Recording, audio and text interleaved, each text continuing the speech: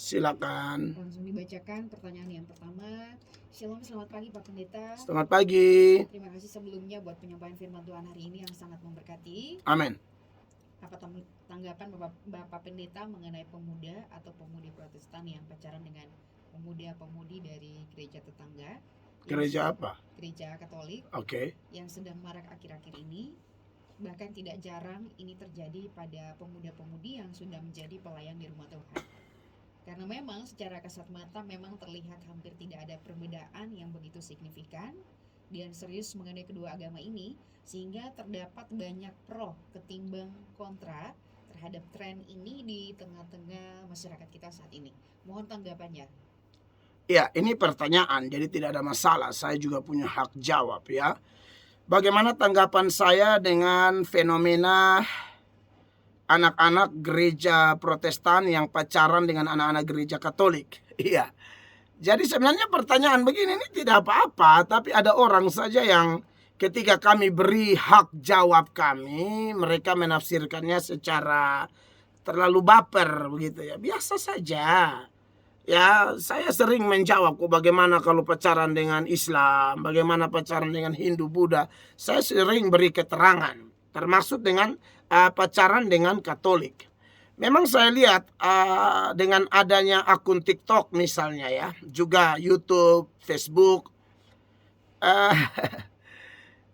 kan banyak tuh yang potong-potong video. Padahal saya pribadi itu tidak pernah berusaha menyerang agama tertentu, tidak. Ya, saya ini pendeta yang mengajarkan kitab suci. Saya punya sistematika teologia yang perlu saya ajarkan pandangan saya. Ya, soal pandangan orang kan orang punya pandangan sendiri. Tapi kasus seperti pagi ini, ketika saya ditanyai bagaimana pendapat Pak Pendeta berkaitan dengan pemuda-pemudi Protestan yang pacaran dengan pemuda-pemudi Katolik, dan itu dianggap biasa-biasa saja. Ya, karena yang disoroti itu lebih kepada kesamaannya, bukan perbedaannya. Nah, saya pribadi menganggap bahwa kalau orang menyoroti hanya kesamaannya lalu membuang sama sekali perbedaannya, orang itu menjadi tidak jujur juga. Faktanya misalnya kalau kita dengan Islam, persamaan ada. Sama-sama percaya Yesus, ya. Yesus sebagai nabi, ya toh. Hanya ketika bilang Yesus Tuhan, Islam tidak percaya. Contoh begitu kan. Lalu seputaran Yesus sendiri penggambarannya beda. Nah, ini tidak bisa ditutupi. Ya, orang Islam punya penggambaran sendiri tentang Yesus. Kita bilang Yesus mati. Ya, Islam bilang tidak mati, begitu kan? Lalu macam-macam. Tetapi bagaimanapun dengan adanya perbedaan-perbedaan itu, jangan sampai itu membuat kita juga berdiam diri lalu tidak menyampaikan atau memberi keterangan-keterangan kenapa kita mempertahankan apa yang kita pegang sekarang. Dan menurut saya kita adalah orang yang dewasa di dalam berbangsa dan bernegara kalau ada perbedaan tapi kita bisa tetap akur gitu loh.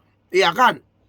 Tapi kalau masalah pacaran apalagi sampai nikah, khusus di dalam Kristen, itu ada aturannya. Kalau hanya sekedar akur, toleransi, saling menghormati, saling menghargai, aduh, itu jangan salah. Alkitab yang kami percayai, Protestan hanya percaya 66 ya, 39 perjanjian lama dan 27 perjanjian baru. Sedangkan saudara-saudara kita Katolik lebih daripada itu, sekitar 70-an.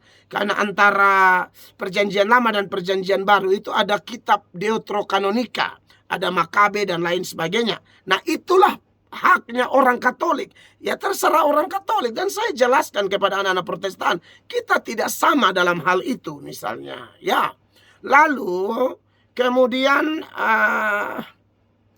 dalam banyak hal ya, sampai-sampai di negara ini saja Katolik dan Protestan itu dua agama berbeda, begitu kan? Maka kita tidak bisa tidak harus tahu perbedaannya di mana. Sampai di negara kita yang kita cintai ini membedakan Katolik dan Protestan sebagai dua agama.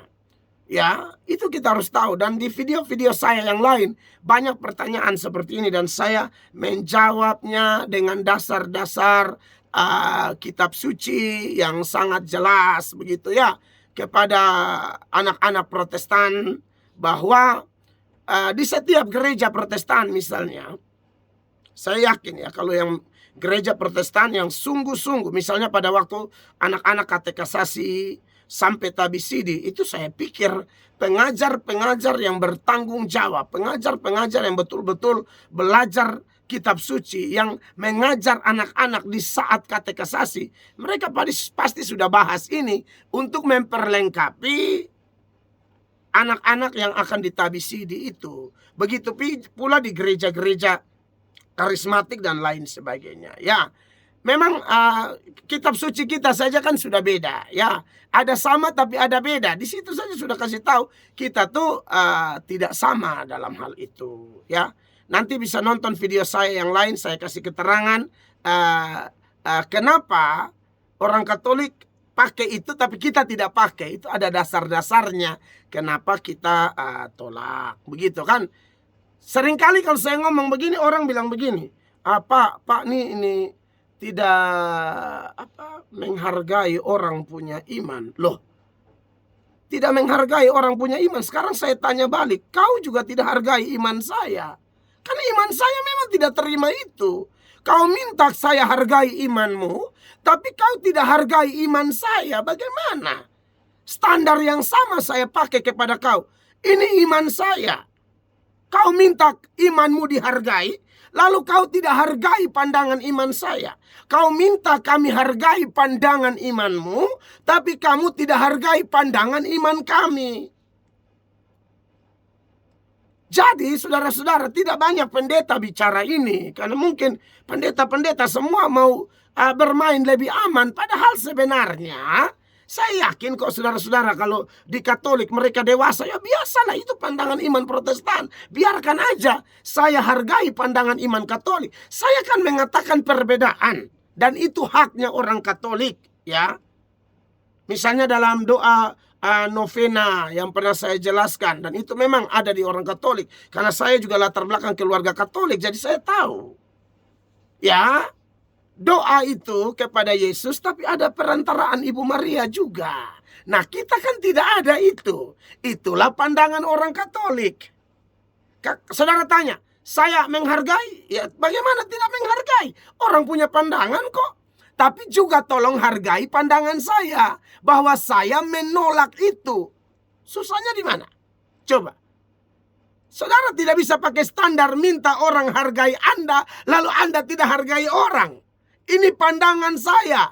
Ini pandangan sistematika teologia gereja Protestan, teologia reformasi yang kami pegang. Begitu.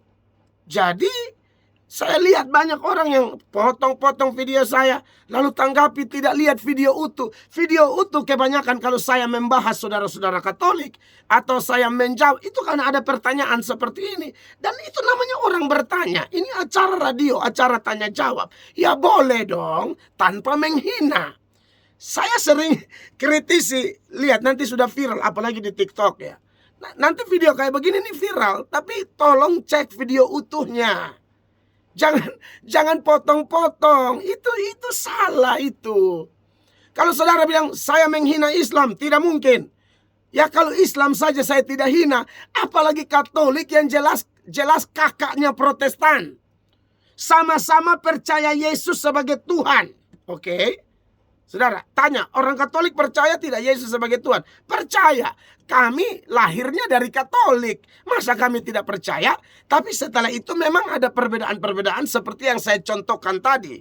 Dan orang Katolik juga pasti akui itu. Gitu loh. Ya sudah. Saya hargai pandangan Katolik.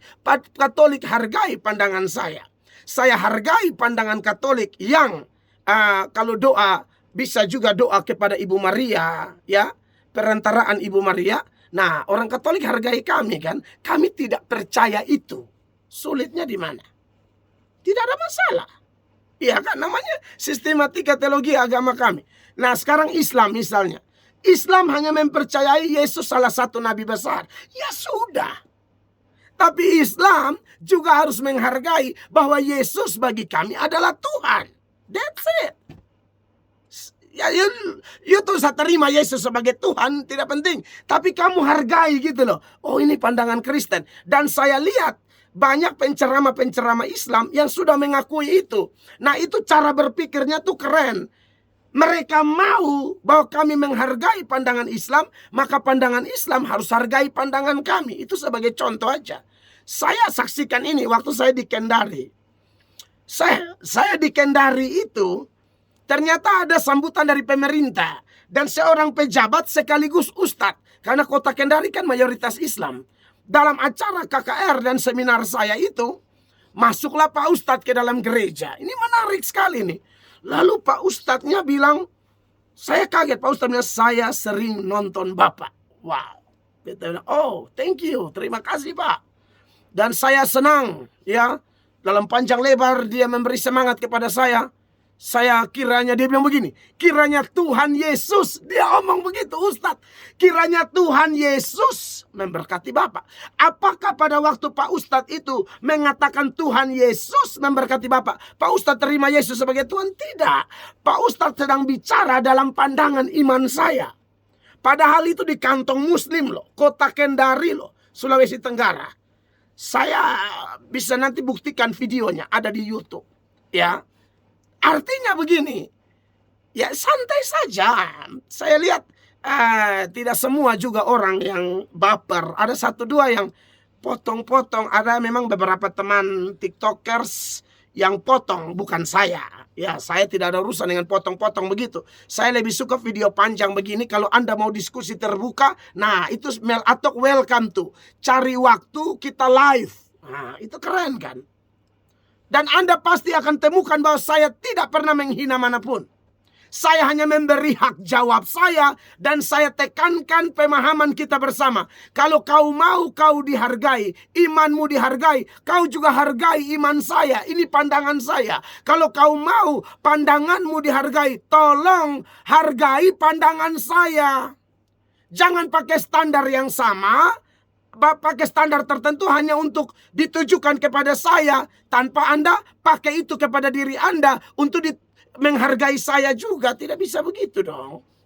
Kita harus saling menghargai dengan standar yang sama. Ya, jadi kalau saya pribadi karena melihat ada sejumlah perbedaan. Misalnya, saudara coba cek ya.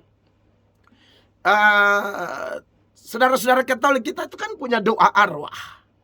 Coba cek, itu benar. Dari mana kita tahu ya? Saya dari latar belakang itu, dan ya itu sudah umum kalau kita lihat di bulan tertentu ada hari arwah. Ya itulah pandangan saudara kita Katolik. Nah kita tidak percaya. Gimana dong?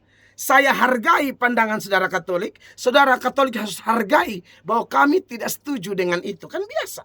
Saling menghargai pandangan. Karena kami punya dasar-dasar kitab suci yang kami pakai sebagai dasar melarang kami ngomong dengan arwah. Terlalu banyak ayatnya. Ya karena bagi ajaran kita dalam Kristen Protestan yang mau belajar loh ya. Kalau yang tidak belajar ya Anda tidak tahu juga. Makanya penanya bilang kelihatannya kayak tidak ada perbedaan. Nah itu karena tidak belajar. Kamu tidak mendalami imanmu sebagai Kristen Protestan. Kalau kamu hanya pergi dengar khotbah yang pendeta baca ayat di lain, hantam di lain, atau hanya omong perpuluhan, atau hanya omong uang di gereja tanpa mengajar doktrin, kacau gerejamu. Nah ini kritik ke dalam ini.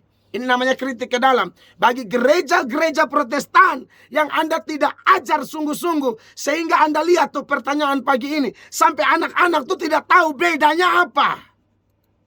Padahal bedanya banyak. Nah, begitu. Ini nadanya tinggi karena ke dalam ya. Gitu. Kalau keluar kita lebih enak ya, tapi kalau ke dalam saya marah. Banyak pendeta tidak mengajarkan jemaat. Malu kita orang-orang Protestan.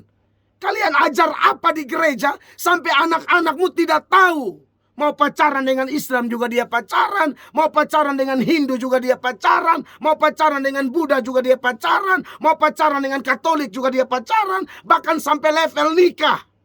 Berarti ada yang salah dengan pengajaran kita. Gereja tidak melakukan perannya dengan benar. Mengajarkan firman. Sehingga mungkin orang tua yang pergi gereja juga tidak dapat pengajaran. Sehingga tidak ajar anak-anak. Nah ini saudara mau ke salah siapa? Secara alkitabiah kan jelas itu tidak dibenarkan. 2 Korintus pasal 6 ayat 14 sampai seterusnya berulang-ulang saya munculkan itu. Kamu tidak boleh dengan pasangan yang tidak seimbang. Harus pacaran seiman. Ya, jadi menurut saya kita dengan Katolik memang tidak seiman. Tapi sekali lagi ini supaya lebih clear. Tapi apakah kita bermusuhan? Kan tidak boleh. Kita tidak seiman, pacaran tidak boleh, nikah tidak boleh. Tapi bersahabat boleh. Boleh dong. Kadang-kadang saya punya masalah yang lebih dahulu turun tangan teman-teman saya orang Katolik. Atau ada saudara saya yang Katolik, ada acara, saya hadir. Tapi kalau dalam urusan mendidik anak-anak kami, pacaran tidak boleh. Nah, jadi saudara jangan minta dihargai tapi tidak hargai kami. Ini pandangan kami jelas, minta maaf. Kecuali pendeta yang hanya makan gaji buta, hanya melayani karena bikin diri ke PNS, kok tiap bulan terima gaji, tidak ada beban terhadap jiwa-jiwa, ya dia tidak ajar begini. Kalau saya tidak bisa. Begitu, ya. Jadi buat Anda yang bodoh, tidak pernah baca Alkitab, ya, khusus di dalam Kristen Protestan. Yang saya lihat, Anda juga beri komentar-komentar miring kepada saya, padahal saya memberi hak jawab saya. Anda yang sok pahlawan, ada kepentingan tertentu, lu sok pahlawan, lalu lu serang saya. Kau tidak serang saya, kau serang firman Allah. Begitu, ya. Jadi menurut saya memang Katolik dan Protestan tidak boleh, ya. Tapi apakah kita tidak bersahabat? Jangan begitu dong. Sama Islam aja kita bisa baik, apalagi sama Katolik. Aneh kalau sama Islam aja kita bisa baik, masa Katolik kita tidak bersahabat. Tapi ingat, pacaran sampai nikah tidak boleh. Ya, Tuhan Yesus memberkati. Terima kasih Bapak Gembala.